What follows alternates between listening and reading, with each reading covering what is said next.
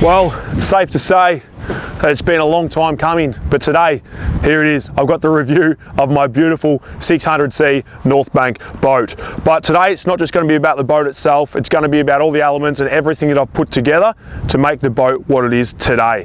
And starting with the trailer. So up first, we're going to cover what gets forgotten about the most. And unfortunately, the trailer always goes missing for everyone that's posted on social media. It just does. It's always about the boat and whatever comes into it, the Mercury engine and the Garmin. But for me, it's about what gets you there, and that is super important, and that's why I've gone with the best. Easy Tow Trailers is by far the best custom built trailer that you can get for your boat, and I'm not just saying that. I purchased this trailer and I seriously couldn't be any happier with it. All the components that go to it, like I said, custom built right through to all the bearings and everything that's involved with this trailer. If you want more details, head to the Easy Tow website, but I'm going to show you my favorite part of this trailer. If you come down the back here, now, like I said, it's everything that goes into it is literally custom built. So the trailer is built for your boat. But this little gadget here, the boat buckle, is by far my favorite thing on this trailer. So first of all, you want to go out fishing, hit release, that pops off, nice and easy like that. If you're packing up to come home, that literally goes back up there, hooks on, and that's on both sides of your boat, and that's done. That's my favorite part about the Easy Tow trailer. Don't tell the boys I said that, because they do a bit more work what actually goes into it. But seriously, if you're looking for a trailer, make sure you give these guys a message, because they will build a trailer that suits exactly your needs. Now, behind me you can see is the 600C Northbank. Now, the reason that I've chosen this Northbank boat is I had a lot of choices when I was purchasing a boat. I didn't know where I was going to go and whatnot, but I'm super glad with my decision to choose this Northbank boat. Now, a lot of offshore stuff, a lot of inshore stuff. I travel the tuna, the marlin, the whiting, the calamari, all such broad range of fishing, so I need to be able to cover it all.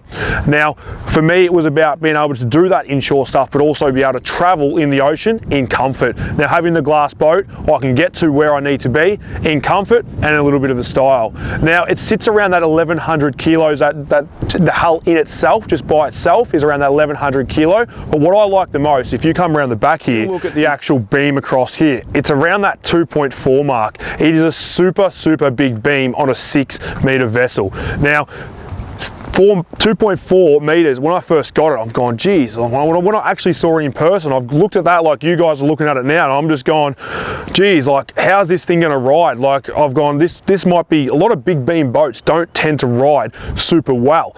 So whatever Rob and the team have done at Northbank with their chimes and everything they've put into this with the naval architects, they've done a super good job, because this 6-meter boat rides pretty much like no other. It performs extremely well. With that beam, the stability that you have in it at rest is sensational. It is literally like standing on a platform on the water, but somehow they've incorporated it into riding in a straight line super well too. The boat doesn't broach and throw itself around near at all. I'd be happy to let the little fella drive it. Not yet, maybe in a couple of years, but it does not pull itself either way. It holds super straight and it cuts through the water like an absolute dream. I've been punching out 80 kilometers at Apollo Bay in 15 to 20 knot winds, and we've been going out there with ease. Don't get me wrong, we still bang a bit when we hit a big wave, but for a 6-meter boat, this thing bats well above its average. And if you ask anyone that's been out with me, they will tell you the exact same thing. I am not talking any crap, it is genuine, rides like an absolute dream. Now I'm going to show you a few things inside about the beam of the boat. Now check this out. If you're fishing 3 people, now you got to remember this is a 6-meter boat, comfortably, if I stand right over the edge here, I can legit fish nearly 4 people across the back. Not quite 4, just under, but still easily 3 people. And you don't tend to do more than 3 people when you're fishing the whiting or whatnot, unless you're really pushing your luck to try and get 80. But this is the beam of the boat. It is huge. I did a Welsh pool trip earlier in the year with the boys, and we slept 3 of us across the back overnight in Refuge Cove. Beautiful place if you haven't been there. Now, another thing that I want to show you about this boat, Northbank pride themselves on being extremely cautious about safety. Safety is one of their #1 factors in their vessels. Now, a lot of boats don't have this. Now, I've fished in numerous different boats over the years, hundreds of boats. Now, this is one of the vessels, I reckon 3 boats would only do the sides, the high sides, like Northbank does. Now, this here is extremely important in the purchase for me. Now, check this out. If I stand here, it's literally just below my hip. Now, a lot of boats are quite low, and when you're fighting game fish, like a big barrel bluefin tuna, and you want to lean into it, you can actually lean into the hull here and not be scared that you're going to get pulled over anywhere near as easy. Where a lot of other boats, extremely low, and you've got to be cautious that you don't get pulled in. Another factor is obviously I've had the little man now, and he's going to come out of the boat a hell of a lot with me. That's the plan, and obviously I didn't want him going over the edge. I'm going to use the milk crate to start him off. He can get up a bit higher, and then as he gets a bit older, he'll grow with the boat, and we'll work out a plan from there. So the sides are really, really high. That was a big selling factor for me. Now, also, I've had mates come on the boat and they go, geez, I can't touch the water, which I can just touch the water, but if you're a bit shorter than me, you're going to have trouble touching the water. But it is a little bit annoying, I'll be honest with you, not touching the water, but the safety aspect of it just took over that for me, and it is dynamite and well worth investing in high side boats if you do want that little bit of extra safety. Now, the cabin of the boat, as I've always grown up, it's always been, I don't ever want a boat with a cabin. But over the years of actually growing up, I wanted a cabin. And now the reason I want a cabin is #1, we have a lot of camera equipment on the boat that we need to stay dry. This is 100% sealed. I don't get really any water in here other than when I pressure wash in here, I'll get a bit of water from the deck in itself. Nothing comes through here, which is superb. You don't want things leaking. That's when things get broken. The electronics, your pie warmer, your life jackets, your EPIRBs, whatever you got in your cabin can get damaged. Now, I think I'm around that 6'1" mark, and I can pretty much lie in here nearly fully there, and I don't plan to sleep in here much, to be honest with you, at all. But like I said, it's a bit tight for me, but my little man, having the little fella now, if he comes out and he's had enough of fishing, wants to come in here and play on his iPad for a little bit, he can come in here and chill out and have his lunch or whatever he's doing. More than happy for him to come in here. And that's why I went the cabin boat, to keep everything dry, and also for the little man, as well as storage. Now, the reason I say storage, I've got life jackets all around me. I've got flares up the side here as well as a rocket flare. And also, the most important thing on the boat, I said that about the trailer, but the most important thing on the boat is my pie warmer, and you can see that there. That literally saves us every day of the week when we are super hungry in the cold middle of winter chasing tuna.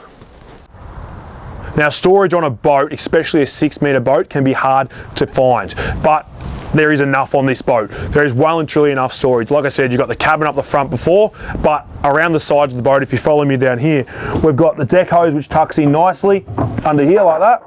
Then down the bottom, I've got my real big gaffs and my flying gaff pole. Then up the top, I've got what I need so I can get out quickly, which is just my net pole, and also my small gaff in case we get some tuna. You follow me to this side over here.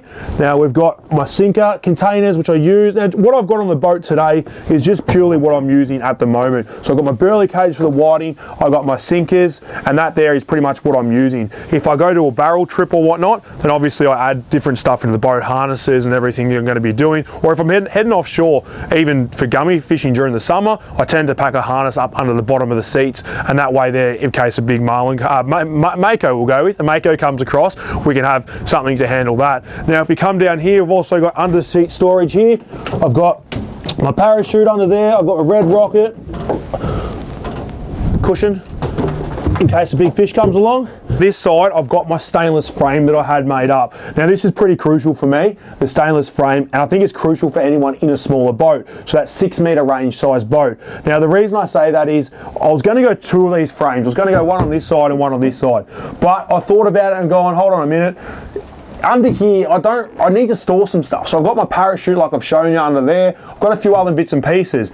Now under here, I've used this for multiple reasons. Now, Polo Bay, we're doing big trips, heading offshore. I'm running my jerry cans under there and I tie them up. They're out of the way. I don't have fuel smell in the cabin, like leaking in the cabin. If anything's worst case, it goes onto the deck and it's not gonna smell you out too bad like it is in the cabin. But the frame also is crucial for an esky.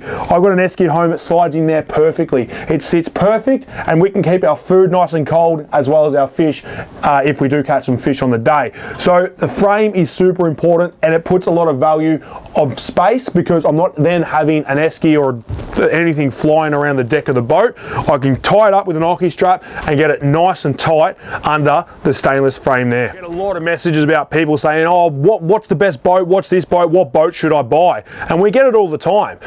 Every boat should be made for how you fish and what you do. And that's the great thing with Northbank, is they will do things for you. Now, I'll be honest with you, when I first got the boat was during COVID last year. I didn't get to go plan this boat with the guys, and Melbourne Marine Centre do a terrific job. Now, they got all my bimini fixed, they got everything done, and it was tremendous. But the only drama when it come from Northbank was it come with a standard sort of rocket launcher, which is fine. It was fine. It was good quality and everything like that. But the problem with me was, like I said, I'm about 6'1", probably 6'2" and a bit in these big gumboots that I wear. But I've got a lot of friends that fish with me that are even taller than me, and I didn't quite hit in the normal frame itself, but all the other boys struggled. So what I've done is I actually took the other one off and I got it built to my standard. Now, I probably would have got this done from the start, but like I said, COVID was a killer, is what it is. We're here now. So I got this raised, and I reckon this is probably around 6'5" now. It is bloody tall. It is, so it might even be 6'6". I got it very, very tall. Another thing that I did was I got double racks. Now, the reason I got double racks, I think there's 11 up there, so 11 of these, is because on a day out fishing, if I go filming with Crago and we're doing the squid one day and flathead on the same day, then gummies offshore, and we're trying to knock out a whole day, there's nowhere to store rods. I want to get them out of the way. I want to clear the deck. If you're barrel fishing, for instance, and you hook up to a big fish, you don't want to lay rods all over the deck. You want to get them out of the way. So by having the accessibility of getting rods up the top out of the way was crucial for me.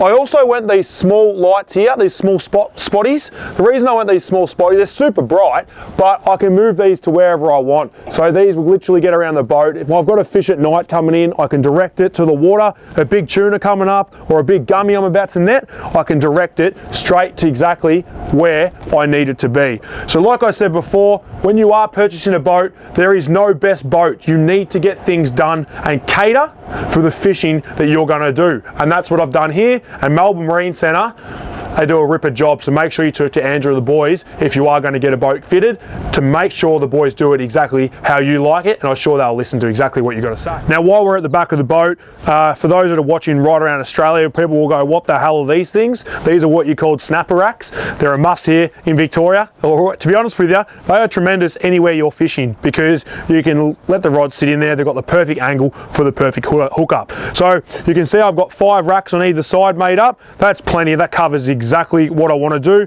They come out super easily. They pop out and then they pop in. So if I am going away tuna fishing or whatnot, they will come in and out perfectly when I do need to. If I'm in a rush to hit the road or whatever it is, you're not piss farting around trying to undo knots, undo bolts and whatnot. Super, super easy. Come over here. I've also got in here my slimy tubes. So the slimy tubes there, I use them for the marlin and keeping liveys alive. They've got their own purpose. They're wired up perfectly. They worked extremely well on the marlin this year, which was really good. Got my live bait tank. Huge live bait tank, haven't had any issues with that. That there's been pumping my slimies, my yakkers and my squid, keeping them live all season for me, which is tremendous. And now to the bait board. Small boat, you've got to be real smart on how you do things. I'd like to claim this, but I can't, because the boys at Melbourne Marine Centre are the ones that do this magnificent job. Now, I've got this on a slider. It's pretty cool. Now, the reasons on a slider, like I said, small boat, you need to be smart. So I can tighten this right up and it will not budge. It will not budge. You loosen it off, it's literally just a matter of a turn there, and now you can slide. Now I leave that pretty loose a lot of the time, but the reason for it is the doors here to get in and out. Another smart thing, on this rod holder here, you just got this little pin that goes in like that. So that there allows you to get in and out of the boat with complete ease.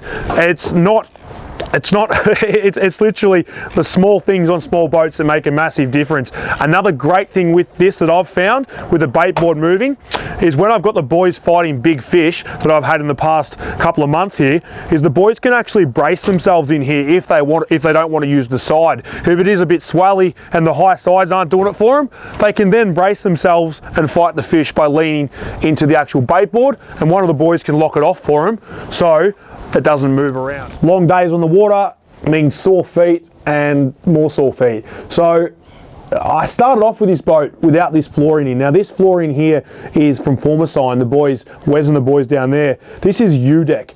It is tremendous stuff. It is amazing. A little bit pricey, I'll be honest with you, but it is worth every single dollar. It's probably nearly up there with the pie warmer that I put into the boat. So this here is super, super crucial. Now, this has done nearly 400 hours of driving as such on the engine. So this has done hundreds and hundreds and hundreds of hours on the water. And if I haven't broken it, no one will. I'll be honest, there's one mark there. It's from when a crayfish I got, it grabbed into it and I pulled it up and ruined it. So I've got to take the blame for that. I'm sure Wes and the boys can patch it up really easily. But all honesty, this floor will make your life so much easier when you are out fishing. It is so much better on your feet. Those hot days, if whether you've got an aluminium boat or whether you've got a glass boat, the aluminium can heat up on those days. This stuff only heats up to a certain temperature. It's not going to burn your feet. It's not going to burn your dog's feet if you take your dog out on the boat for a feed of fish. But seriously, this is worth every dollar. It is from Formasign U-deck. It is not only does it look cool, but it's super, super soft. It does not break very easily at all. And like I said before, I've had this, other than the first, I think 4 weeks, I've had this in the whole time I've had the boat. And that there, if I haven't broken it, no one will. So seriously, get yourself some of this. It is from Formasign U-deck. I'll say it again because it is good quality stuff. It's not going to lift up on you, and also it's going to cost you a little bit, I'll be honest, but it's going to make your life, your day on the water, so much easier under your feet. You're not going to have those sore feet and sore back like you do just standing on a normal fiberglass deck or on just a normal aluminium floor. Now, you can see behind me, it's all about making, no matter what boat you've got, it's all about making the dash look as cool as possible. And I think I've done pretty good on this 600C. Now, if you look here, I've got my two Garmin 10-inch screens, which I'm going to go through shortly. I've got my Mercury vessel view. Down here, I've got my Fusion sound system, as well as my Garmin VHF, which is really easy accessible, plus all my switches up here, which obviously floodlights, you got your deck lights and whatnot. That there is all really, really accessible. There's nothing there, if I stand there, there's nothing that I can't reach when I do need to use it, as well as obviously my throttle, which runs through here. You can see that I'm running a Lone Star anchor winch system. By far the best in the market. It kicks absolute butt. It's a GX2 up the front there, as well as the switch in this position here. Now, I'm going to be crucial about this. It's no good having a switch down here and you're reaching and you're trying to see your anchor. It's a pain in the absolute backside. Everything for me was about having it accessible. So for me, I won't do it because it'll end up in the back of my ute, but basically it's just there. It's that easy to do. It's right in front. I can stand here. I can see exactly. I can turn the wheel if I need to. I can reverse, whatever I need to do. Everything on this boat is practical. So that there is my Lone Star GX2. Well, the GX2 is the motor at the front. That's my switch panel, but by far the best winch on the market and in such an accessible spot to drop it down with ease. So you can see in my dash there, I'm running two 8410 Garmin touchscreens. Now, the reason that I've gone two in my dash, not only does it look cool, but it is super practical. On this one here, I run my sonar. On the one on my right, I run my chart plotter. It is super convenient to have two of them, and that way I can do different things. If I'm marking fish or if I'm marking sand holes, I can transfer it to this screen, and I'm not going in throughout screens and whatnot. There's a lot of other reasons, but that is the main reason.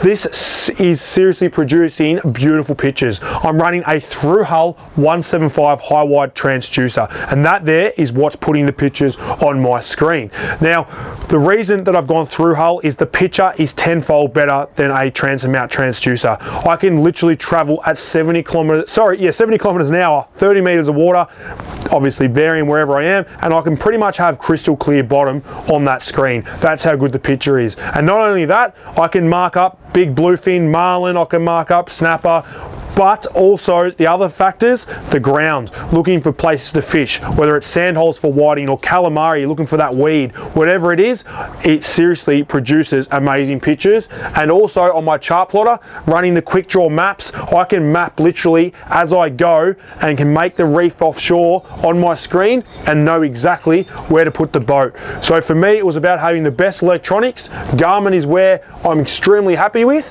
as well as my 175 high wide through hull transducer, and that there is my electronics.